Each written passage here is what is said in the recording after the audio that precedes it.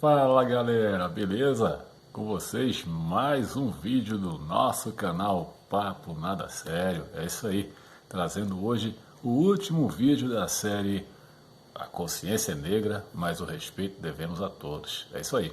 Vamos fazer hoje uma releitura de alguns aspectos importantes que intercalam toda a história africana na cultura brasileira, desde a chegada dos primeiros africanos como escravizados, até alguns aspectos relacionados, por exemplo, a todo o processo de escravidão.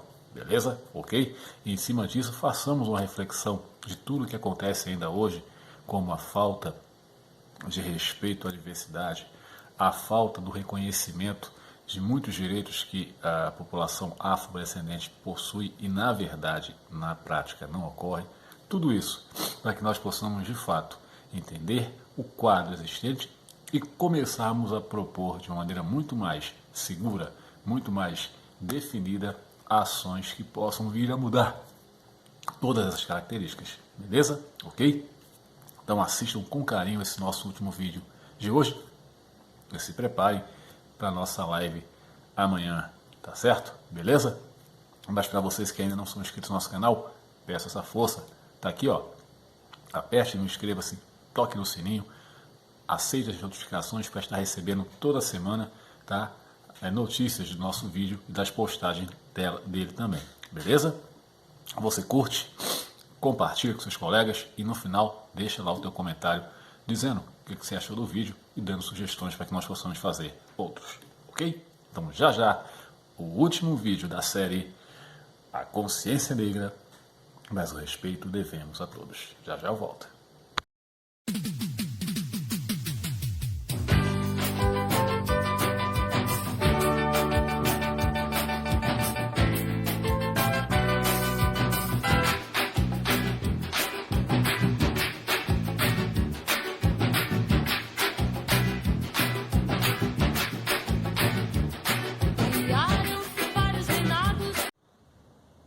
Olá, tudo bom? Brasil e África. É notório que a ligação entre Brasil e África ela se torna nítida em todos os aspectos que nós observamos no dia a dia, político, social, econômico e principalmente cultural. Mas ao observarmos traços da África no nosso dia a dia, muitos não imaginam a secularidade de toda essa cultura e todo o emaranhado que define a África. Para alguns, apenas um continente onde a pobreza, as doenças e tudo que não presta se acumulam. Mas, na verdade, a África possui suas riquezas, não só hoje, mas como ontem também. A partir de agora, vocês vão observar aspectos importantes que definem bem e de uma maneira mais correta o que realmente é África e o que ela significa para nós, brasileiros. Bem-vindos ao África em Foco.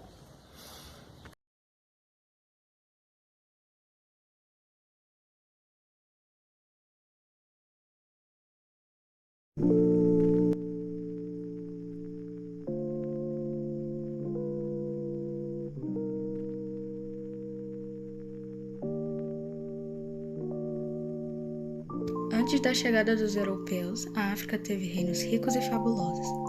Na Antiguidade, temos o Império de Cartago e do Egito, e na Idade Média, a constituição do Império de Mali e da Etiópia. Através das cidades do norte da África se estabeleceu o contato e trocas comerciais com os países europeus.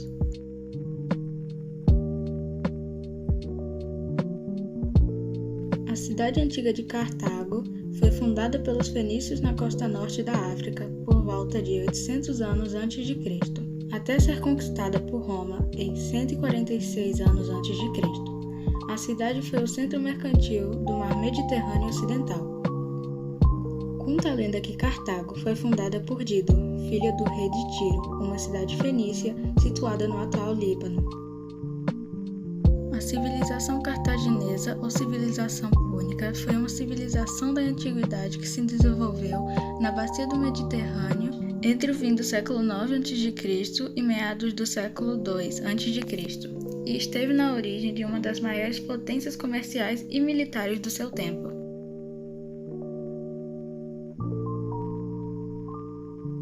O Antigo Império tinha como limites o Mar Mediterrâneo ao norte, o deserto da Líbia ao oeste, o deserto da Arábia a leste e a primeira catarata no rio Nilo ao sul. Sua história é marcada por faraós que conquistaram grandes poderes religiosos, militares e administrativos. O Império Antigo é mais comumente considerado como o período da terceira dinastia até a sexta.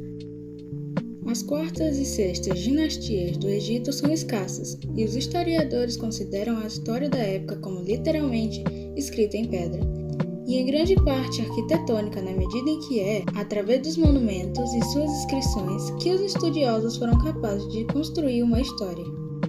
Os egiptólogos também incluem a sétima e a oitava dinastias no Império Antigo como uma continuação da administração centralizada em Mefins. Enquanto o Império Antigo foi um período de segurança interna e prosperidade, foi seguido por um período de desunião e relativo declínio cultural referido pelos egiptólogos como o primeiro período intermediário.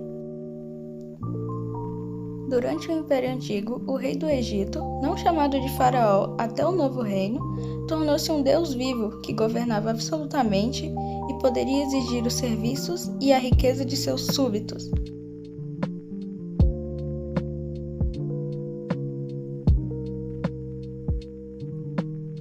O Império do Mali foi um império pré-colonial africano da época da Idade Média, existente entre 1235 e 1670, na região de Mandém, nos atuais Mali, Serra Leoa, Senegal, Gâmbia, Guiné e sul do Saara Ocidental.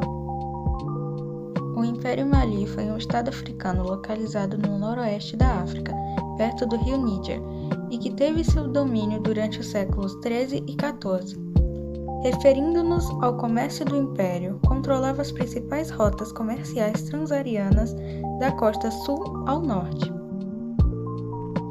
O Império de Mali expandiu-se a partir de um pequeno reino chamado Kangaba, às margens do rio Níger, para uma vasta área que incluía algumas das mais importantes regiões comerciais da época.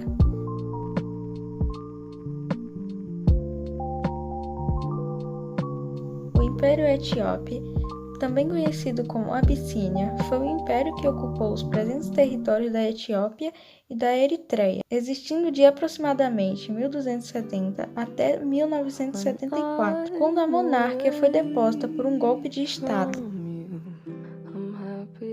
A partir do século I da Era Cristã, teve início a expansão de Axum pelo norte da Etiópia, parte da Pérsia, sul da Península Arábica, Iêmen, e, no século IV, a conquista de Meroé, capital do reino de Kush, Sudão. Em 3 de outubro de 1935, teve o início do processo de invasão italiana da Etiópia no continente africano. A partir da Eritreia, então parte de seu império colonial, as tropas do general italiano de Bono atacaram a Etiópia, sem formalizar declaração de guerra.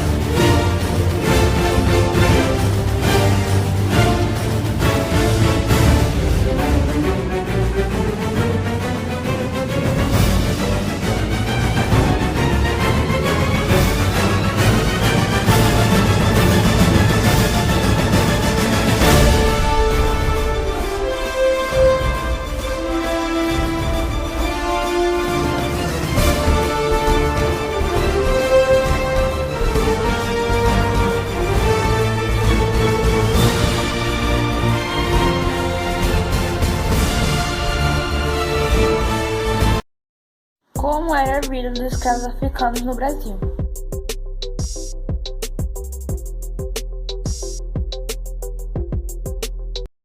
Filhos da África para trabalhar na lavoura, na mineração e no trabalho doméstico. Os escravos eram alojados em galpões, úmido e sem condições de higiene, chamados de senzala. Além disso, eles viviam acorrentados para evitar fugas. Não tinham direito, não possuíam bens e constantemente eram castigados fisicamente. O escravo era desumano. Os escravos se alimentavam de forma precária, vestiam trapos e trabalhavam em excesso.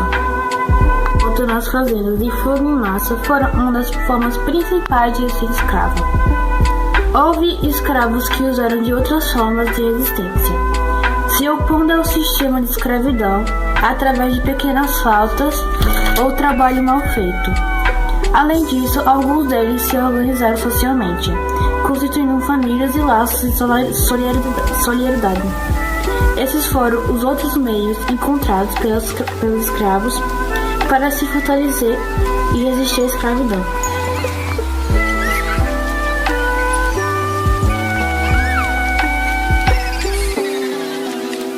Muitos escravos recorreram a negociações com seus donos, em busca de trabalho para o intuito de acumular o dinheiro e compor de aferria.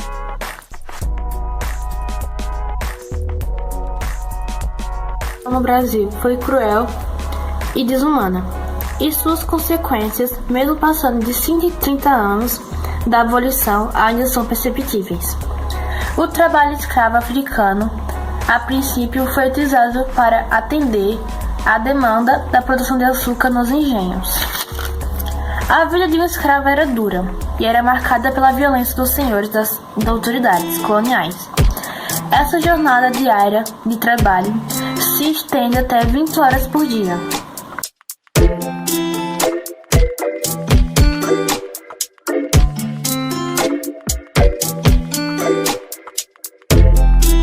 Praticada sistematicamente contra os escravos, tinha o objetivo de incutir-lhes o temor de seus senhores e impedir que fugas e revoltas acontecessem.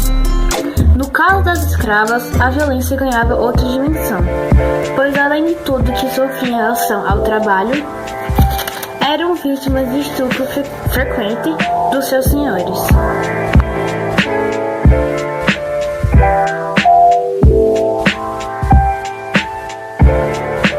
Cometer-se por algum delito, por menor que fosse, poderia receber punições pesadas. Praticadas contra os escravos podem ser destacadas os açoimentos.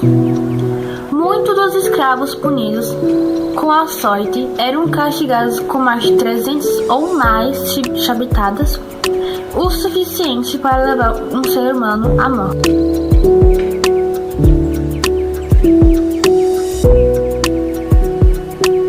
Thomas Tectemore resgatou um relato que afirma que, por ofensas insignificantes, jogavam seus escravos vivos na fornalha, ou os matavam de várias maneiras bárbaras e desumanas.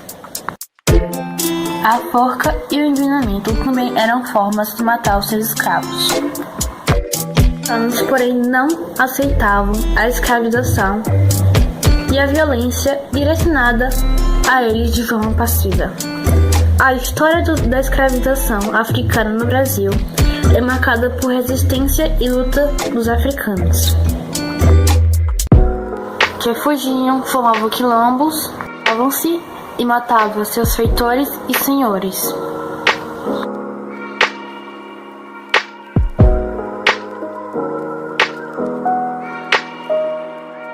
Episódios grandes de resistência escrava foram a formação dos quilombos dos Palmares e a revolta dos Males.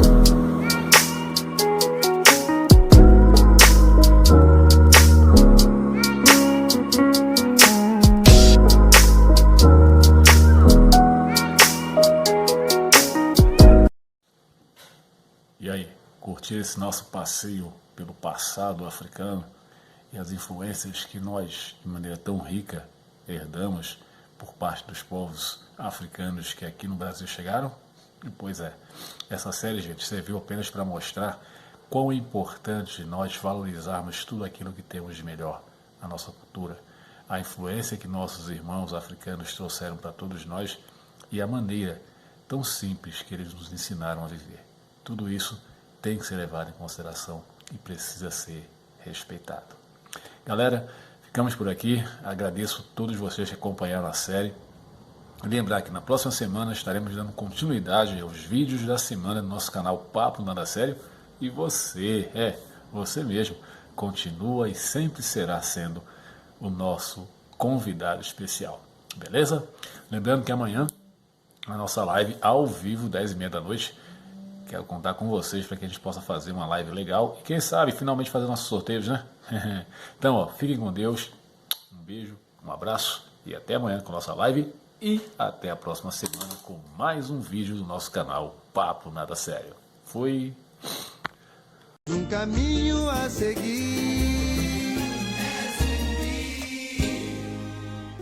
liberdade pra viver, é zumbi, pra sonhar e ser feliz.